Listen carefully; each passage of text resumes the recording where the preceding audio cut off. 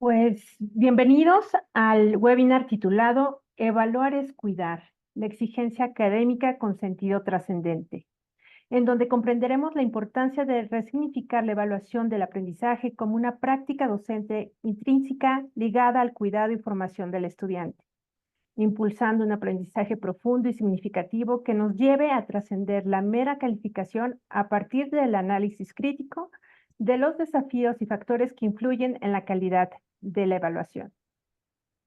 Para el éxito de nuestro webinar, te invitamos a que nos acompañes a seguir los siguientes pasos. Por favor, ayúdanos a mantener el micrófono apagado, cámara prendida e invito a colocar tu nombre completo para poderte identificar. En el chat estamos colocando un forms en donde te pedimos que te registres. Para nosotros es importante saber en dónde estás, en dónde te encuentras, y este form nos va a ayudar a poderte también invitar en otros momentos a otros espacios como este. Para una experiencia óptima, te recordamos cerrar otros programas de tus dispositivos y asegúrate de estar en un espacio cómodo y tranquilo.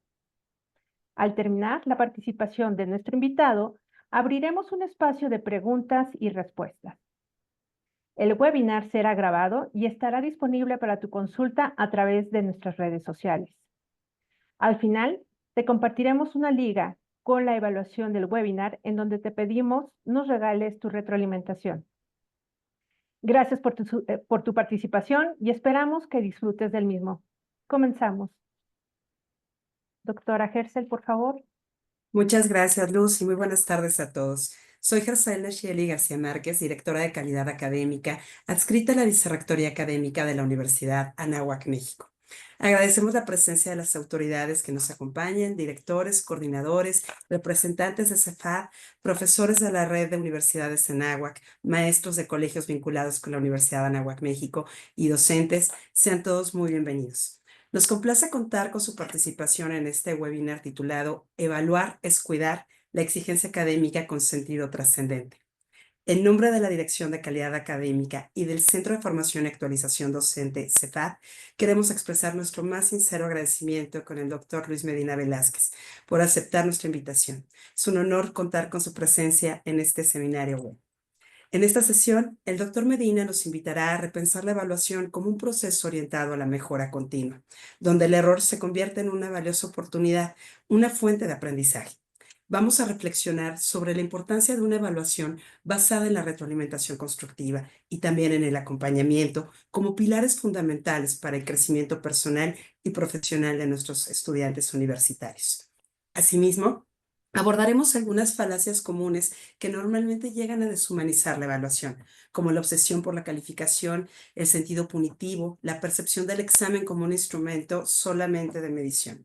Se destacará cómo una evaluación bien diseñada puede realmente contribuir al desarrollo de la madurez del estudiante, fortaleciendo en él principalmente los hábitos razonables de autoexigencia, la reflexión sobre su propio aprendizaje, la responsabilidad sobre sus acciones, perseverar ante los desafíos y aprender de los errores a partir de la corrección. A continuación, cedo la palabra a la maestra Laura Gamboa, directora del CEFAD. Muchísimas gracias y bienvenidos. Buenas tardes a todos. Muchas gracias, Gersel. Permítame presentar la semblanza curricular del doctor Luis Medina Velázquez. Es egresado de la Universidad de Anáhuac, México. Cuenta con 2 licenciaturas, una en Pedagogía y otra en Ciencias de la Comunicación. Realizó 2 especializaciones, la primera en Nuevas Tecnologías para la Educación y la segunda en Administración de Sistemas Educativos y de Capacitación. Es maestro en Educación y doctor en Evaluación Educativa. A lo largo de su trayectoria, el doctor Luis Medina ha fungido como coordinador académico de la licenciatura en Pedagogía, la maestría en Educación y el doctorado de Estudios Interdisciplinares, así como en el Centro Anáhuac de Investigación y Servicios Educativos CAIS. Actualmente se desempeña realizando labores de investigación y docencia a nivel licenciatura y posgrado. Sus líneas de investigación se centran en los ámbitos de la docencia, la innovación educativa y el uso de la tecnología de la educación. Ha participado como conferencista, ponente o tallerista en congresos nacionales e internacionales y publicado diversos artículos, capítulos de libro, además de coordinar varias publicaciones. Ha sido invitado a formar parte de diversos consejos técnicos en organismos vinculados a la educación, tales como el Instituto Nacional para la Evaluación de la Educación, INEE, para la validación del examen de competencias evaluativas. También en el Ceneval para la creación de la evaluación transversal del pensamiento creativo. En el periódico Reforma como consejero editorial para la sección Universitarios. Y en el Instituto Belisario Domínguez del Senado de la República como coautor de la publicación Los retos del nuevo modelo educativo en México. Esto es una pequeña semblanza. Por supuesto que todo el currículum del doctor Medina es muy extenso, pero queremos que nos centremos en lo más importante, que es esta ponencia. Doctor Medina, es un honor que nos acompañe. Le cedo la palabra. Muchísimas gracias por la invitación al CEFAD, a la maestra Gersel, a la doctora Gersel, a la maestra Laura. De verdad un honor para mí acompañarles esta tarde. No sé si pudiéramos dejar de compartir la pantalla que estamos proyectando con el nombre de la conferencia para que yo pueda, de la misma manera, proyectar la presentación, que por supuesto está a disposición de todos quienes nos están acompañando esta tarde.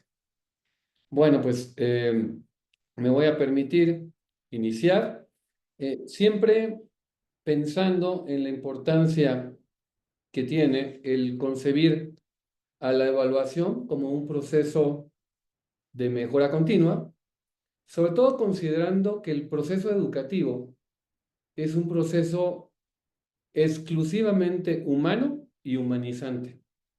¿Qué duda cabe que la educación es un proceso continuo de perfeccionamiento de la persona? Y la evaluación es ese mecanismo que como profesores utilizamos para poder retroalimentar a nuestros estudiantes con el fin de apoyarlos y orientarlos en su proceso de mejora continua. Por supuesto, vamos a estar haciendo varias reflexiones acerca de lo que implica la exigencia académica, pero con un sentido humanizante, con un sentido trascendente. De esta manera, pues me gustaría iniciar compartiendo con ustedes lo siguiente.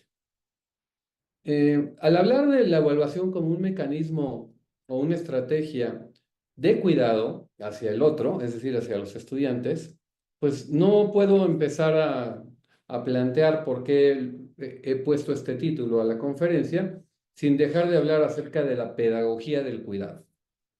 ¿Qué es la pedagogía del cuidado? Básicamente es un enfoque pedagógico que pone al centro del proceso educativo a la persona, o sea, lo cual es muy afín a la filosofía institucional de nuestra querida Universidad de Anáhuac y de la red de colegios. Perdón. ¿Qué es lo que busca la pedagogía del cuidado?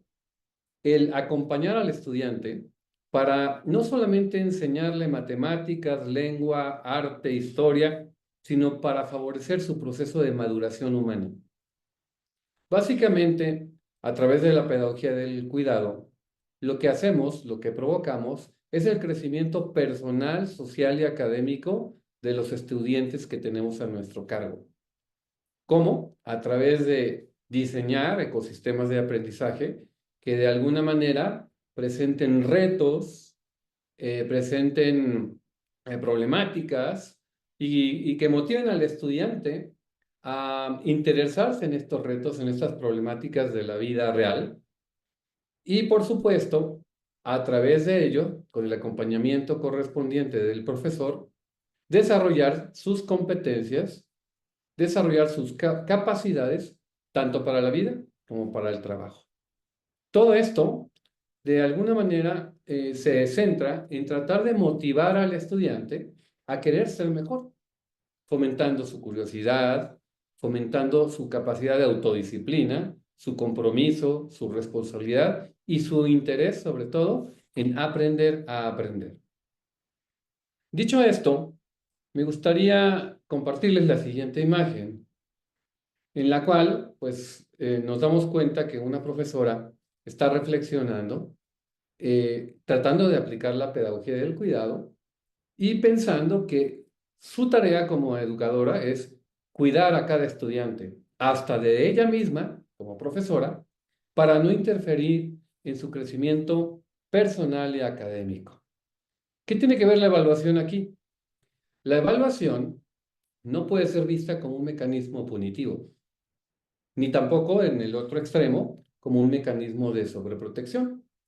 Me gustaría compartir a continuación un video que nos va a hacer reflexionar, es un video muy cortito de 3 minutos, acerca de lo que implica esta pedagogía del cuidado.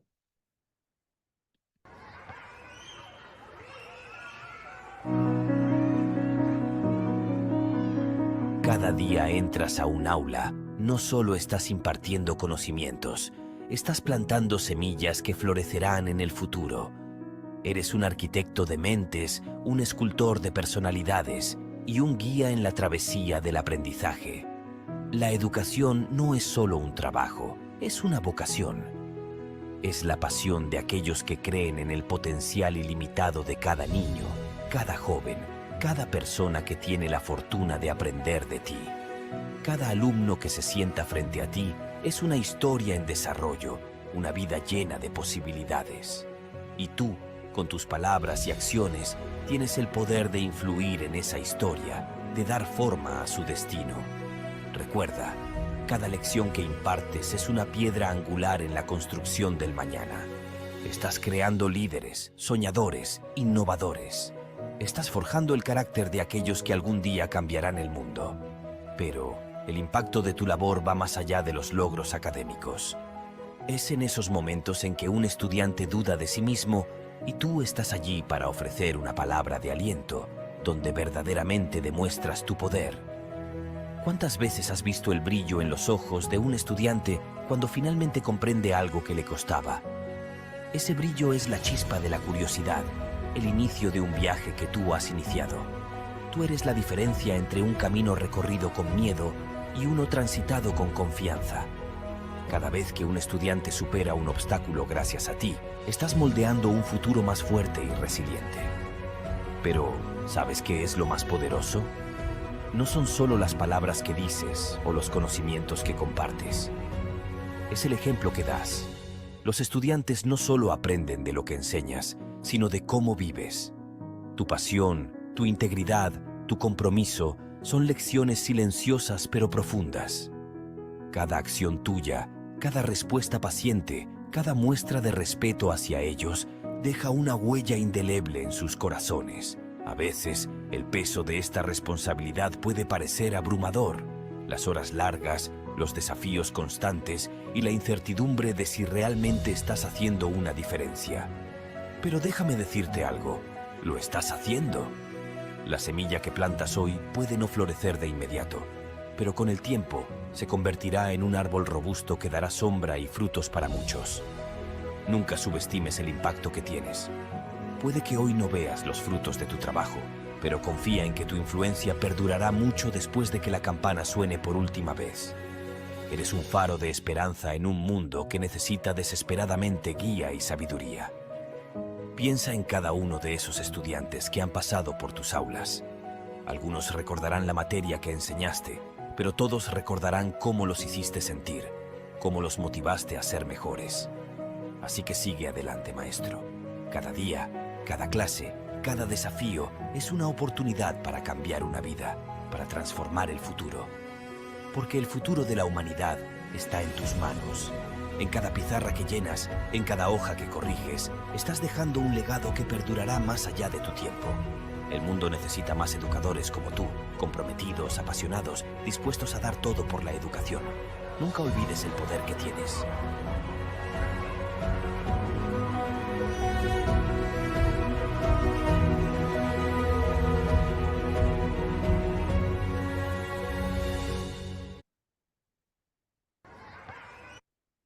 Muy bien. Bueno, pues dicho esto, viene a cuento el que nos preguntemos, ¿y a todo esto a qué le vamos a llamar calidad educativa? ¿Y qué tiene que ver la calidad educativa con la evaluación? De hecho, yo podría decir que son dos conceptos que están estrechamente ligados. La calidad en términos generales la podemos definir como un ideal de perfección. ¿Qué duda cabe que cuando hablamos de calidad, en nuestra mente siempre se nos hace presente la idea de que es algo bueno, algo deseable, algo aspiracional? algo que nos puede guiar al perfeccionamiento humano. Sin embargo, el concepto de calidad educativa es un concepto polisémico, complejo, difícil de definir. Es por ello que existen distintos paradigmas que nos permiten comprender a qué le llamamos calidad educativa. La calidad educativa puede ser interpretada o definida desde la perspectiva de la eficacia. Es decir, esta perspectiva o este paradigma de lo que nos habla es de poder comparar los resultados obtenidos en el aula versus los objetivos o los aprendizajes esperados o las metas educativas que nos habíamos propuesto alcanzar. En la medida en que ambas coinciden, estamos hablando de eficacia. Otro concepto más tiene que ver con la eficiencia. La eficiencia se enfoca no solamente en alcanzar estas metas propuestas, sino optimizando el tiempo y los recursos que requerimos para alcanzarlas. Otra mirada acerca del concepto de calidad educativa tendría que ver con el cumplimiento de un conjunto de estándares, es decir, un conjunto de criterios, normas que se consideran deseables. Por ejemplo, al evaluar una institución educativa, podríamos contemplar pues, varios elementos. La calidad de los planes y programas de estudio, la calidad de sus instalaciones, la calidad de sus docentes, la calidad de su modelo educativo, la calidad de sus estudiantes, etc. Otro paradigma más que nos habla acerca de la calidad educativa es el que establece la relación costo-beneficio. Es decir, compara los recursos implicados en ofrecer el servicio educativo contra los impactos que se alcanzan. Otro paradigma más es el que se enfoca en las transformaciones profundas que logramos las instituciones educativas. Se enfocan en el cambio cualitativo que provocamos en los estudiantes. Y finalmente tenemos el concepto de excelencia, que es la búsqueda de este ideal de perfección a través de la mejora continua. ¿Qué tiene que ver la calidad educativa con la evaluación?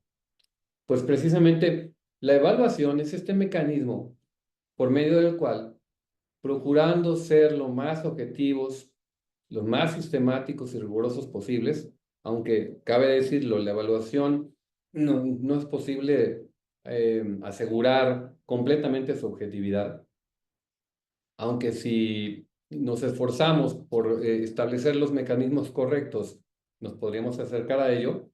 Este mecanismo nos va a permitir determinar qué tan cerca o qué tan lejos nos encontramos de la calidad educativa. Dicho esto, ¿en qué consiste el proceso por medio del cual se vinculan estas dos ideas, estos dos conceptos? El punto de partida siempre es definir en cada institución educativa a qué le va a llamar calidad. Ya explicamos que existen varios paradigmas. La pregunta es, ¿cuál es el paradigma de calidad educativa que se vive en la institución en la que trabajo? En segundo lugar, hay que llevar a cabo la evaluación para poder establecer qué tan lejos o qué tan cerca me encuentro de ese ideal de perfección. El siguiente paso sería orientar la toma de decisiones con base en esos resultados. Esa serie de resultados que tenemos, esas evidencias de lo que hemos logrado, nos permiten, eso es muy importante, implementar ajustes, mejoras, cambios. Y de esta manera poder implementar mejoras a lo largo de todo el tiempo, lograr la mejora continua. ¿Qué duda cabe que al evaluar el aprendizaje de mis estudiantes, no solamente puedo comprobar la efectividad de mis métodos de enseñanza, de mis materiales de enseñanza, de mis estrategias de aprendizaje, etcétera, etcétera, sino también puedo corroborar no solamente los logros alcanzados por el alumno, sino el poder identificar cuáles son los principales aciertos y los principales errores que cometen los estudiantes para poderlos retroalimentar con un sentido formativo y constructivo. Esa es la clave de la evaluación.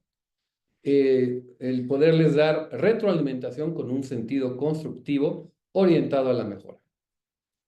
Para poder hacer esto, existe una serie de preguntas evaluativas clave que siempre como docente me tengo que formular. ¿Qué voy a evaluar? Y por supuesto tengo que voltear a ver los aprendizajes esperados del programa. La siguiente pregunta es, ¿para qué lo voy a evaluar? Eso es muy importante porque al final la retroalimentación que yo pueda ofrecerles siempre tiene que estar al servicio de ese para qué. ¿Cuál es el propósito de esta evaluación? Otra gran pregunta evaluativa sería, ¿qué evidencias necesito para poder comprobar que el alumno aprendió? Y aquí, pues, por supuesto que tengo que voltear a ver sus desempeños y sus resultados. Una pregunta más es, ¿con qué criterios evaluar?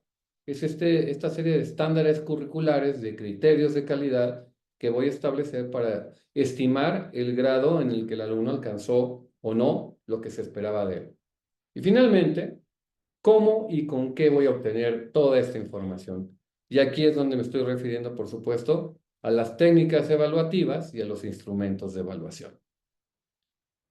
Por otro lado, en esta charla habíamos platicado acerca de la importancia de poder definir lo que se entiende por exigencia académica.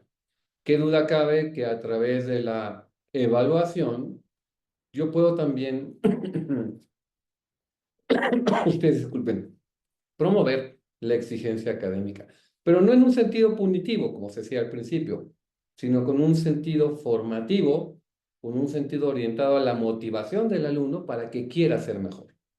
¿Qué significa la palabra exigencia en términos generales desde un punto de vista etimológico? Analizando el prefijo ex, significa hacia afuera. Agere es un verbo que significa mover. El indicador nt indica un agente en la palabra. Finalmente, el sufijo ia denota cualidad en la palabra. En general, ¿qué significa la exigencia o con qué otras palabras tiene alguna semejanza? Fíjense, es una reflexión interesante. La palabra exigencia puede ser muy resbalosa, puede ser muy compleja, polisémica, con muchos significados, porque en un sentido positivo es querer ser mejor, pero en un sentido negativo significa o tiene que ver con la coerción o con la imposición. Entonces, aquí viene la gran pregunta. ¿Cómo logro y quiénes son los responsables de promover la exigencia académica? La exigencia académica, por supuesto, involucra a todos los que participamos en el proceso educativo y se ve reflejada en los estudiantes, en los docentes y en la propia institución educativa. En los estudiantes se ve reflejada en el nivel de motivación personal que nos muestran, en su grado de responsabilidad, en el esfuerzo que le ponen al trabajo, en su dedicación, desempeño y rendimiento. En los docentes se ve reflejada en el nivel de compromiso, en nuestra forma de planificar lo que vamos a evaluar, la forma en que retroalimentamos de manera oportuna, respetuosa y detallada para orientar a los alumnos a la mejora. Y en la institución educativa, en las autoridades de nuestras universidades y de nuestros colegios, en la congruencia de sus políticas, de sus normas y de sus prácticas institucionales. Así también como en el apoyo que estas autoridades brindan a los docentes. Existen una serie de falacias en torno a la evaluación. ¿A qué le llamo yo falacias? Son argumentos engañosos que pueden llevar a conclusiones erróneas. ¿Cuál es la razón de la existencia de estas falacias? Fundamentalmente hay tres razones. La primera es que se hacen presentes por ignorancia, la segunda por prejuicios y en tercer lugar porque se busca convencer a alguien de algo para persuadir. Existen múltiples falacias vinculadas con la evaluación. Ahorita vamos a poner algunos ejemplos. La primera de ellas, de la que voy a hablar, es ad populum. Es este argumento que yo presento y que lo doy por bueno, considerando que algo es cierto porque todos creen en eso. Una segunda falacia sería la generalización apresurada. ¿A qué se refiere?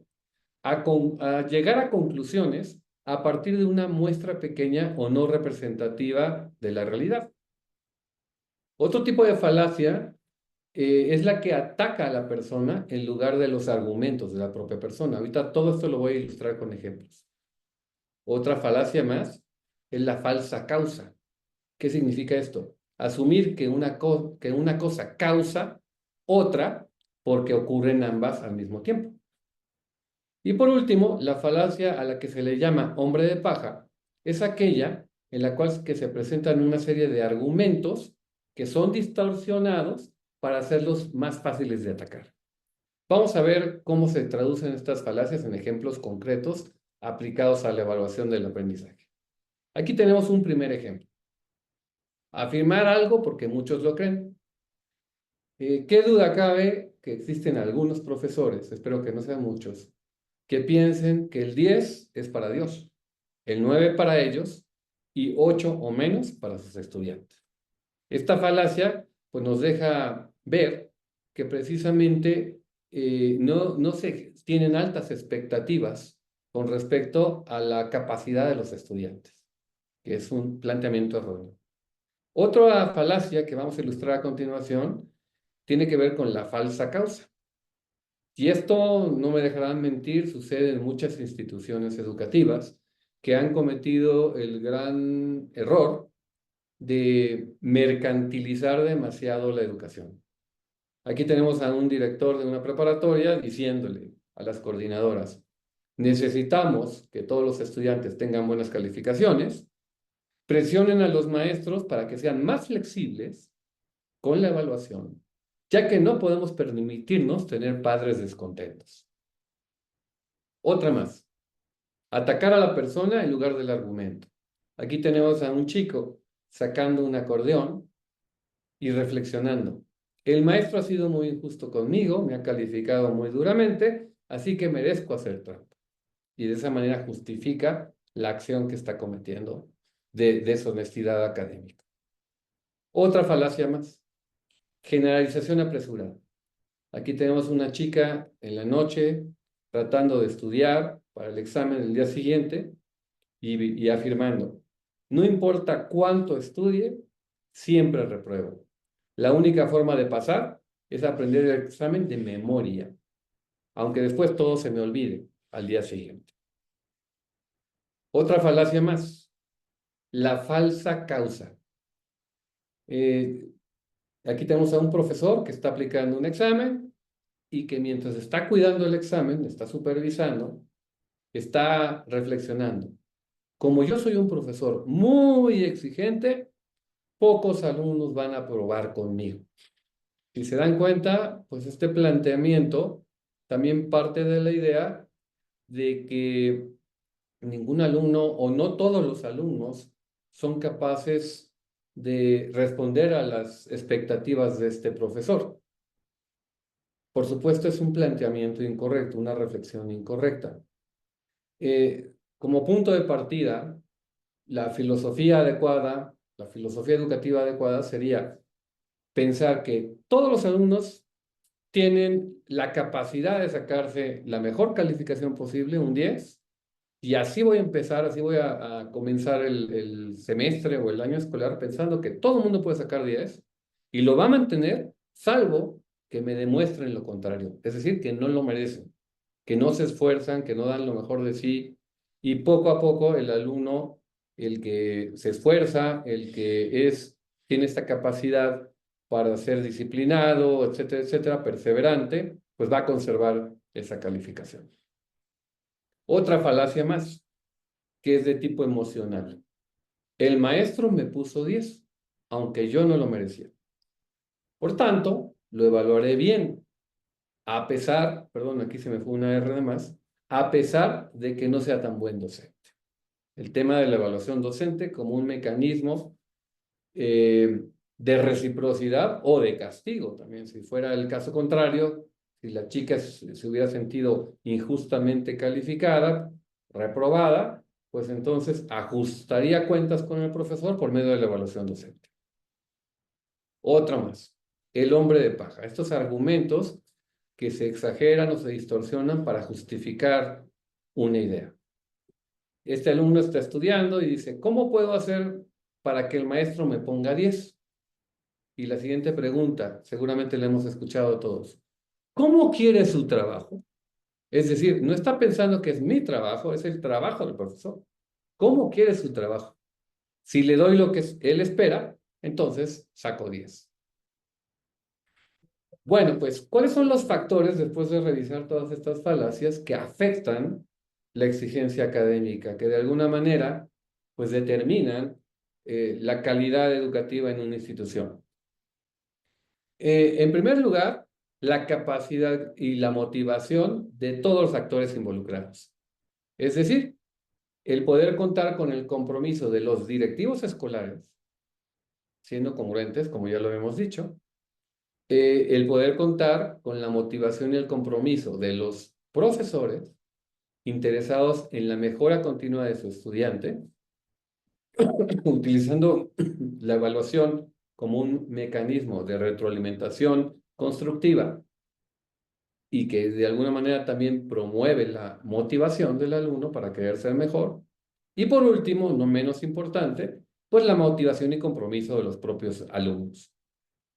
Otro factor importante que tiene que ver con la presencia o la existencia de exigencia académica es el hecho de poner actividades de aprendizaje que resulten interesantes y desafiantes, que involucren al estudiante y que le planteen retos cognitivos, por supuesto, a su alcance.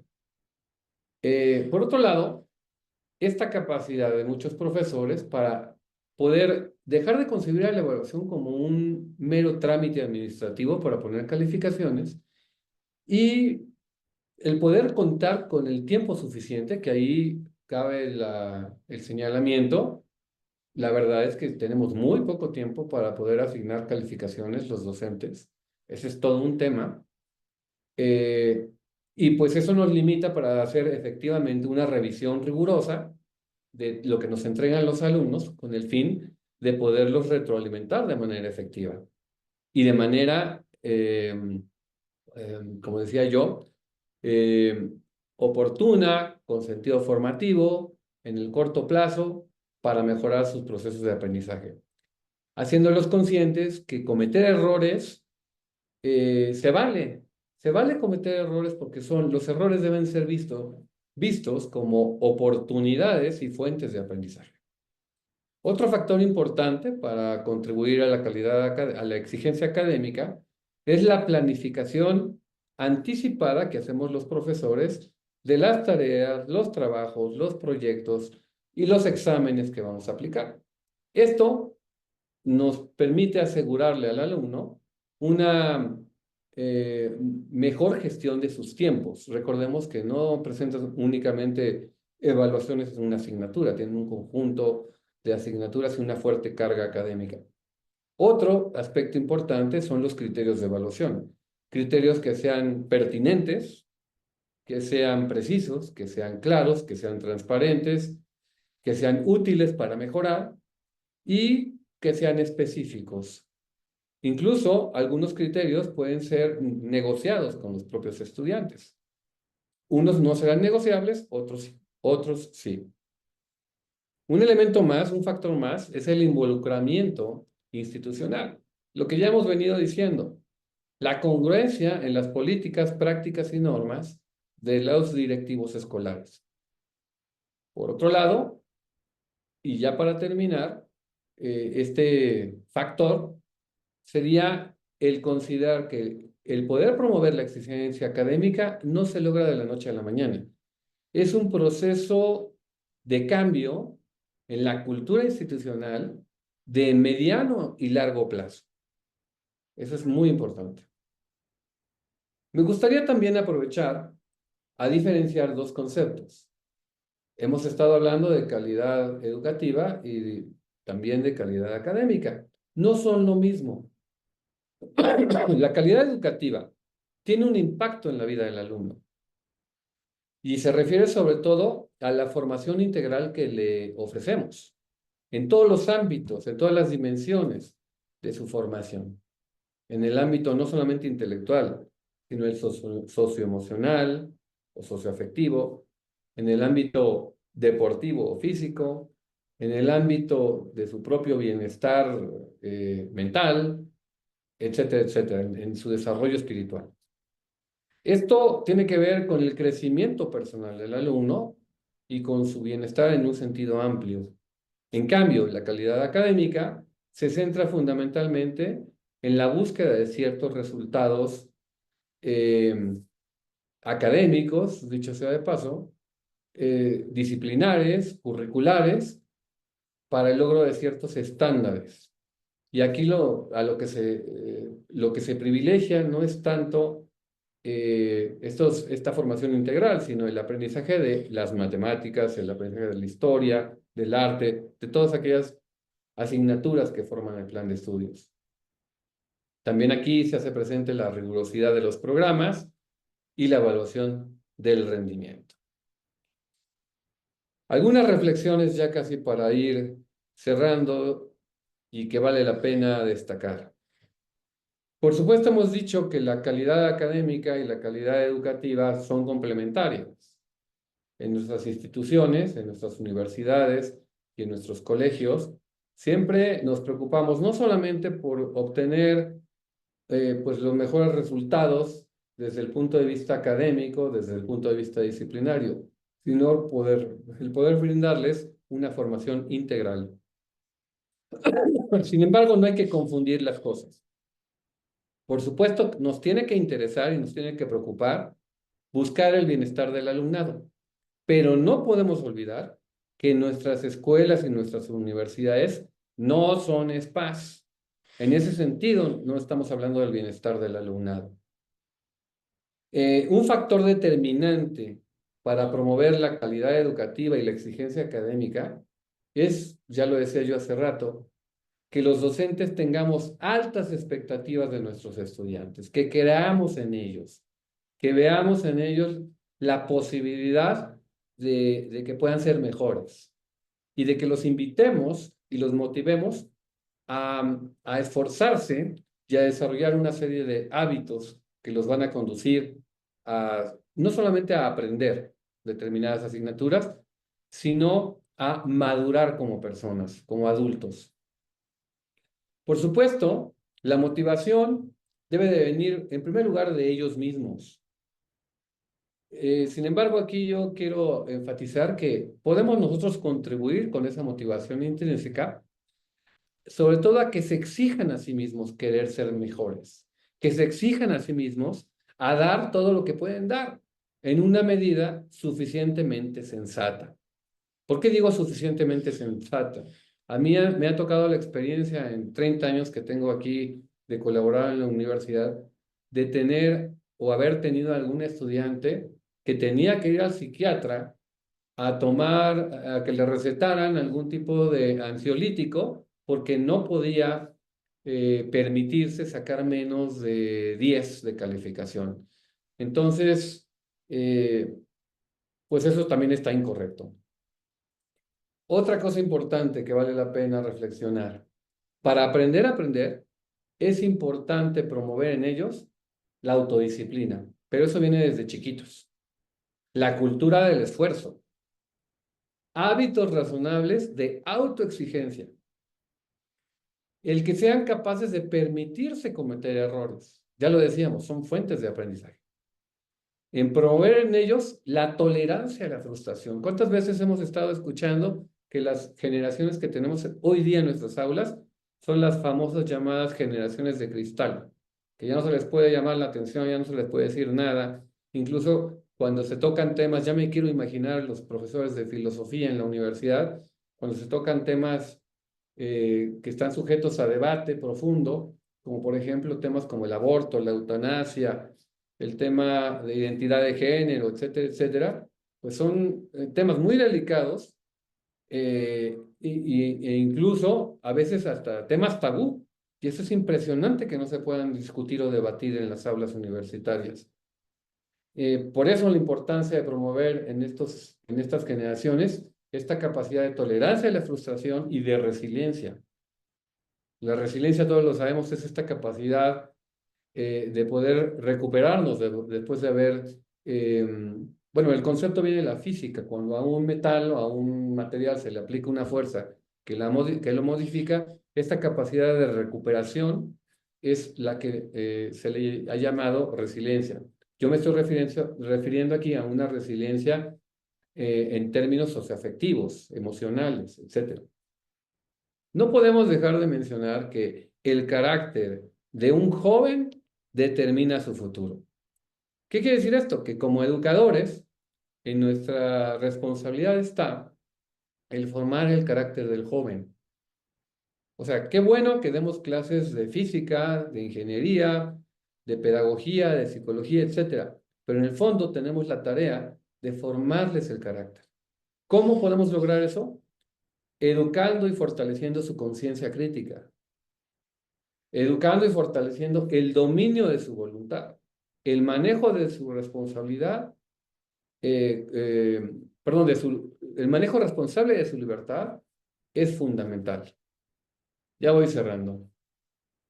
La evaluación, en conclusión, debe ser vista como un medio para promover y reconocer el progreso del alumno y para invitarlo a quererse superar, a querer ser mejor, a tratar de hacer su mejor esfuerzo.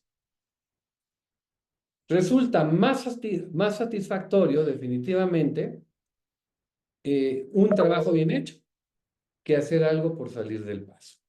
Les tenemos que convencer, les tenemos que persuadir, les tenemos que hacer conscientes de todo esto. Es más satisfactorio hacer mi mejor esfuerzo que conformarme con estudiar para la prueba. Es más satisfactorio tener mayor interés en aprender que solamente preocuparme por la calificación. Es más satisfactorio dar lo mejor de mí que regatearle al profesor para tener una mejor calificación. Bien, pues así es como hemos llegado al cierre de esta charla. Muchísimas gracias por su atención y le regreso el micrófono a la maestra Laura Gamboa para que tengamos oportunidad, si así lo consideran, de una sesión de preguntas, respuestas, comentarios e intercambio de experiencias. Muchas gracias. Adelante, Luz, por favor. Muchas gracias, Lau. Gracias por la riqueza compartida, doctor Luis Medina. De verdad es un halago escucharle.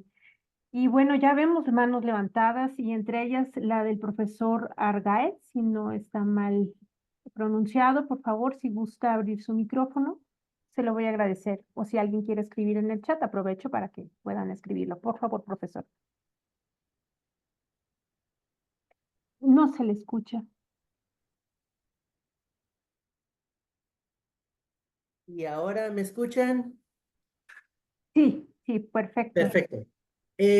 Lo que comentó el doctor acerca de pronto ciertas formas que teníamos de evaluar, porque me incluyo, y uno va cambiando el paradigma. Hoy justamente platicaba con mis alumnos de metodología, que yo les pongo unas fórmulas con 5 números para que nada más vean el mecanismo, y luego les digo, ni se aprendan la fórmula, porque lo que quiero que aprendan es a interpretar el resultado. O sea, finalmente en un software lo obtienen y ya. Y me decían esas experiencias que profesores pasados, por un signo que tenían mal, les ponían mal todo el resultado, aunque el procedimiento sea correcto.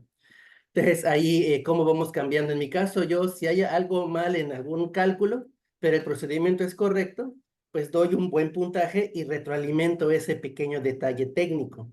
Pero sí, esas frases que el doctor comentó de para mí es el 10 y para los alumnos es el 8, o bueno, Dios 10, yo 9 y 8. Afortunadamente son cosas que han ido pasando, ¿no? Y sí, me pareció interesante esos comentarios como una reflexión de cuáles de esas ya no hago y cuáles a lo mejor tengo que dejar de hacer si es que alguna identifique, ¿no? Así que muchas gracias por la plática, doctor. Muchas gracias y felicidades, profesor, porque efectivamente, qué bueno que usted todos los profesores nos transformamos a nosotros mismos, pasamos por una serie de etapas de desarrollo profesional docente a lo largo de nuestras vidas.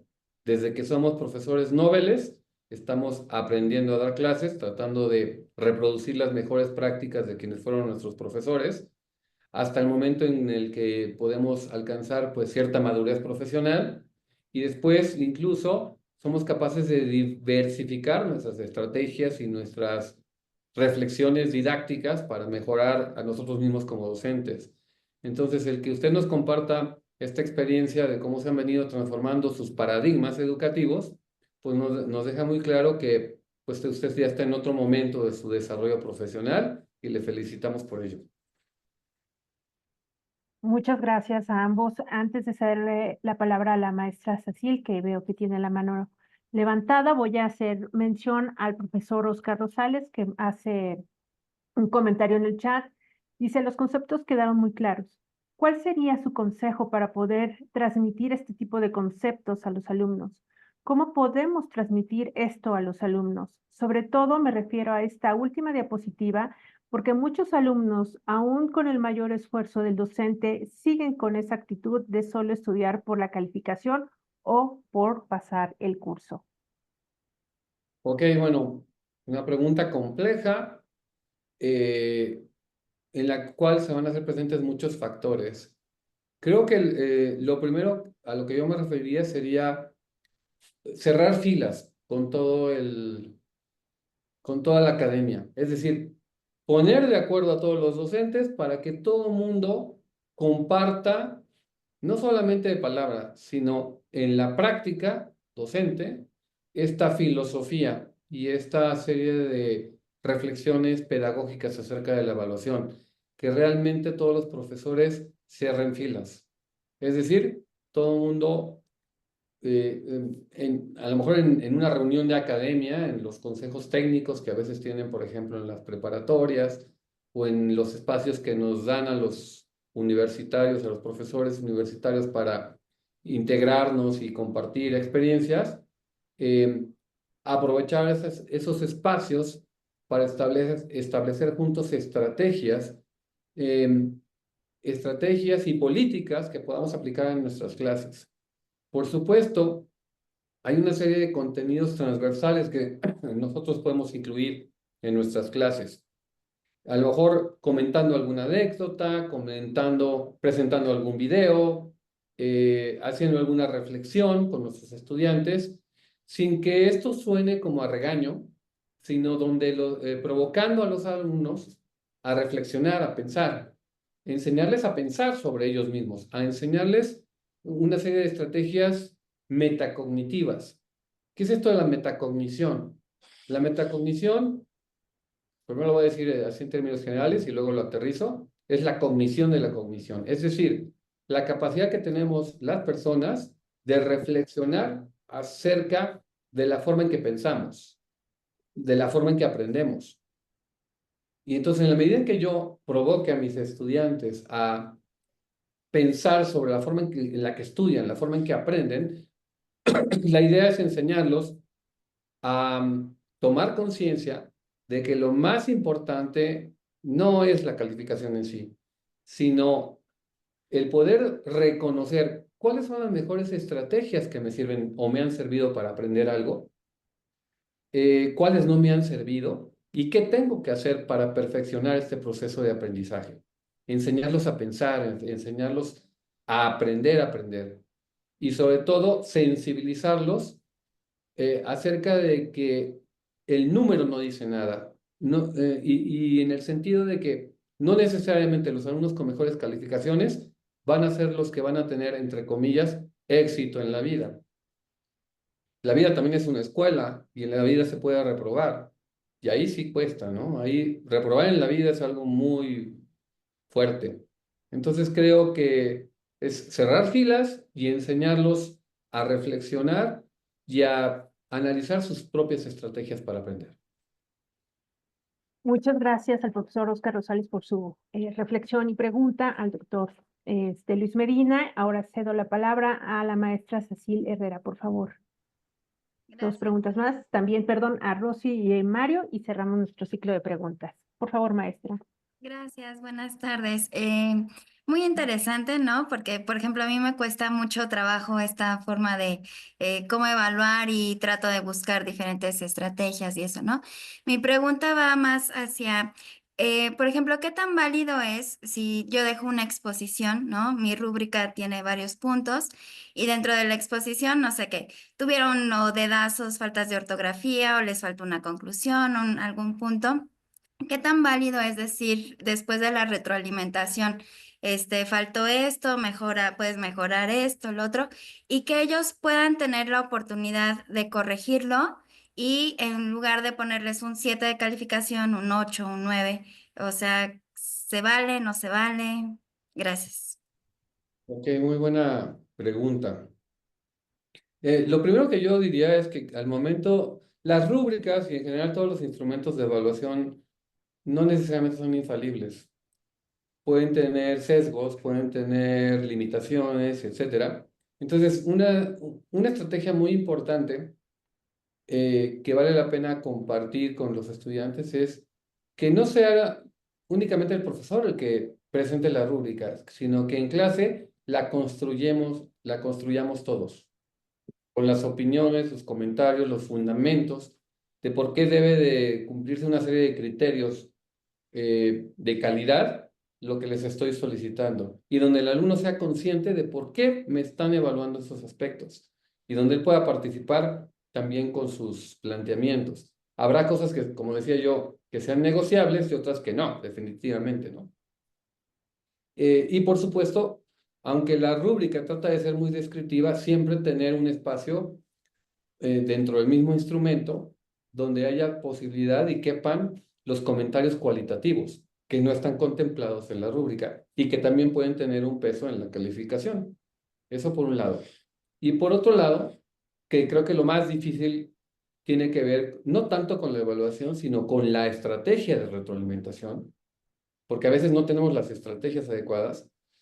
Podemos, por ejemplo, utilizar la que se llama estrategia sándwich.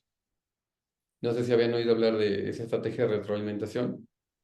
Por ahí vi a alguien que dijo que sí, que nos quiere platicar de qué se trata la estrategia sándwich. Bueno, según yo tengo entendido, y yo soy de las personas que sí lo ha aplicado, pones en la retroalimentación, según los criterios de evaluación de tu rúbrica, pues exaltas dos cosas muy buenas que hizo el alumno, con una negativa donde falló, pero se puede, pues corregir, y no suena tan agresivo, no suena tan inquisitivo para el alumno y lo alienta al mismo tiempo. Exactamente. Se llama sándwich porque la tapa del sándwich sería comenzar con una retroalimentación positiva. ¿Qué hizo bien el alumno? Luego viene la parte del medio, lo que sería el jamón, sería ¿qué necesita mejorar? Sin que se sienta humillado, ofendido. Simplemente, incluso ese espacio se lo podemos dejar al mismo que él trate de identificar qué necesitaría mejorar. O sus propios compañeros. Puede ser una auto o una coevaluación. Y ya también, si no aterrizan, nosotros podemos intervenir. Y la última tapa del pan, la de abajo, sería volver a cerrar con algo positivo, invitándolo a querer mejorar. La idea es motivarlos. Muchas gracias, maestra Susil, por su comentario y vamos a ceder la palabra a la maestra Rosy, por favor. Muchas gracias. Hola a todos. Buenas tardes y muchas gracias por la ponencia. Tengo una pregunta respecto, bueno, en la materia en línea de responsabilidad social estamos tratando de involucrar términos de autoevaluación, coevaluación y actividades que son evaluables pero no son calificables. Y aquí con esto le pregunto, bueno, yo estuve en la etapa del rediseño mucho sobre cómo usted motivaría a los alumnos a que realmente hagan tanto la autoevaluación como la coevaluación y por supuesto este tipo de actividades que pues no tienen una calificación numérica, pero aún así son indispensables para la materia. Sí, la verdad es que es un gran reto el cambiar la cultura de la evaluación. No se logra a corto plazo, como lo decíamos, ¿no? La verdad, número uno, a nadie nos gusta ser evaluados. ¿Cuál es la razón de ello? En primer lugar, porque las evaluaciones nos muestran un espejo. Es mirar los errores que tengo y tener la humildad y la capacidad autocrítica de reconocerlos. Eso es número uno. La segundo es que Otro de los grandes retos de la autoevaluación es que normalmente tenemos mucho la tendencia a la autocomplacencia, o sea, a querernos autoevaluar positivamente y no tanto reconocer nuestros errores. Y en tercer lugar, otro reto que resulta complejo es que no nos gusta ser evaluados porque toda evaluación tiene consecuencias, tiene repercusiones. Sin embargo, estas que no son calificables, como se mencionaba, pues lo que contribuyen es a la mejora y no tienen ningún efecto en la calificación. Entonces, en la medida en que nosotros podamos, por ejemplo, un ejemplo muy bueno de cómo promoverlo sería el uso de portafolios. Porque en un portafolio yo puedo ir entregando, por ejemplo, avances de un proyecto y cada vez que me entreguen el segundo avance, el siguiente avance, perdón, yo o sea, me tengo que asegurar que después de la primera entrega y de haber recibido la primera retroalimentación, a la segunda ya lo mejoró el alumno. Y entonces eso se lo reconozco. ¿Ah? No solamente con palabras de aliento, sino también reflejado en la calificación. Eso motiva. Y así sucesivamente. Algo muy importante para cerrar esta parte es, imagínense que en un examen, la mitad del grupo estudió y la otra mitad del grupo no estudió.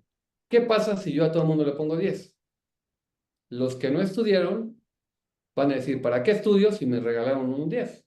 Y los que estudiaron dirían, qué injusto el profesor que le puso 10 a todos. Y los únicos que nos esforzamos fuimos nosotros. ¿Para qué estudio? Entonces matamos la motivación. Y pasaría lo mismo al revés. La mitad del grupo estudió, la otra mitad no estudió y reprueba a todos. ¿Qué pensarían los que no estudiaron? ¿Para qué estudio si de todos modos va a reprobar a todos?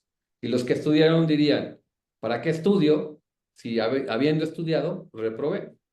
Entonces, es bien importante el utilizar también la evaluación como un mecanismo de motivación. Si no la usamos correctamente, lo que estamos provocando es la desmotivación en el querer mejorar, en el querer aprender. Muchas gracias a la maestra Rosy y al profesor, el doctor Medina. Vamos por la última pregunta. Profesor Mario, por favor. Gracias. Voy a apagar el video porque tengo problemas con el internet. No se preocupe. Más que pregunta es compartir una experiencia.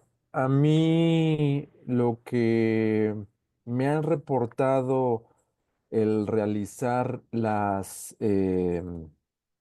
retroalimentación constructiva y la coevaluación es un rechazo por parte de los alumnos. Yo les he comentado que en las coevaluaciones lo que ellos puedan identificar como áreas de oportunidad con sus compañeros va a ser un beneficio para ellos y que el resultado que ellos destaquen no va a influir en la evaluación que yo voy a hacer. No coopera. O sea, la reacción siempre es no porque lo voy a perjudicar, por más que siempre les explico que no va a tener ninguna incidencia, no lo quieren hacer. Entonces, yo he intentado motivarlos de forma distinta para que justamente no lo vean como un mecanismo de si mi compañero me evalúa mal o no destaca un área, va a ser lo mismo conmigo. Digamos, los pongo en un espejo para justamente que ellos valoren que la palabra del otro, siempre y cuando sea constructiva, les va a funcionar. Pero a pesar de ello, yo tengo 10 años de experiencia docente, siempre me enfrento al rechazo, no porque a mí me va a afectar al final. Ok, ¿me permite hacer algún comentario sobre lo que nos compartió? Bueno, la idea sería esta. Se me ocurre lo siguiente, no sé qué Sí, piensas. adelante. Puede ser que sí se pueda poner por escrito algún tipo de retroalimentación al compañero, pero no que no pase por las manos del profesor, sino que directamente pueda llegar al compañero. Digo, tenemos ahí algunos riesgos de lo que le puedan decir, ¿verdad? pero siempre tendríamos que sugerir que fuera una retroalimentación constructiva, respetuosa, empática, orientada a la mejora, etcétera, ¿no? Como compañeros. Sin que pase por las manos del profesor. No necesariamente tiene que pasar por nuestras manos, pero le puede ayudar al compañero a escuchar lo que piensa el otro. Algo que vale la pena señalar es que la mejor manera de evaluar es tener una evaluación 360. Si se dan cuenta, una evaluación es una fotografía de lo que tenemos enfrente. Entonces, si yo me basara en una autoevaluación, sería una selfie. Si fuera una coevaluación, sería una foto de perfil. Y si fuera una evaluación, sería o de la persona que está arriba de mí, en el caso, por ejemplo, de un empleado, o en el caso de un profesor y el alumno, o arriba, entre comillas. Y una evaluación del que depende de mí, ¿no? De mi colaborador o mi subordinado en el ámbito laboral. Al final, el conjunto de todas esas fotografías me dan una visión 360 de la realidad. Ninguna por sí misma va a representar completamente la realidad. El hecho de tener varias fotos desde diferentes ángulos, desde diferentes informantes, le ayuda a la persona a tomar conciencia de la percepción que los demás tienen de ella misma. Ahora sí que dependerá de su madurez, el aceptarla o no, y el querer cambiar o mejorar o no. Participantes, hemos llegado al final de este enriquecedor espacio de reflexión sobre la evaluación como un acto de cuidado y exigencia con sentido trascendente. A lo largo de esta sesión, hemos reafirmado que evaluar no es solo un mecanismo para medir conocimientos, sino una estrategia que nos permite acompañar a nuestros estudiantes en su proceso de maduración humana, pero también académica. Como nos ha compartido el doctor Medina, la evaluación no debe entenderse como un castigo ni como una sobreprotección, sino como una herramienta para diseñar retos significativos que impulsen al desarrollo de competencias para la vida y para el trabajo. A través de la pedagogía del cuidado, en sintonía con la misión de nuestra universidad, y colocamos a la persona al centro, fomentamos el interés por aprender motivando a cada estudiante a ser mejor. La calidad educativa y la calidad académica, aunque distintas, convergen en un mismo ideal: formar personas íntegras, capaces y comprometidas con su entorno. La evaluación nos ayuda a ser objetivos y rigurosos en la búsqueda de esta calidad, permitiéndonos tomar decisiones informadas y propiciar la mejora continua. Queremos expresar nuestro más profundo agradecimiento al doctor Luis Medina. Muchísimas gracias por su generosa participación y por compartir con nosotros su conocimiento y experiencia. Gracias también a todos ustedes por su interés y compromiso con la educación de excelencia. Finalmente, un reconocimiento también especial al equipo del CEFAD, cuyo trabajo y dedicación hacen posible estos espacios de aprendizaje y de crecimiento. Sigamos creciendo con nuestra vocación, con pasión, con integridad, con compromiso, recordando que cada alumno es una historia de desarrollo y que nuestro impacto como docentes va más allá del aula. Somos faros de esperanza en la formación de los líderes del mañana. Y ya nada más para terminar, hacer un breve comercial, tenemos nuestro curso de exigencia académica también en el CEFAD, el cual más adelante podrán ver la oferta, para que también, si quieren saber, conocer más, profundizar de este tema tan importante que nos es esencial para ser docentes, pues se puedan inscribir. Gracias a todos y hasta la próxima.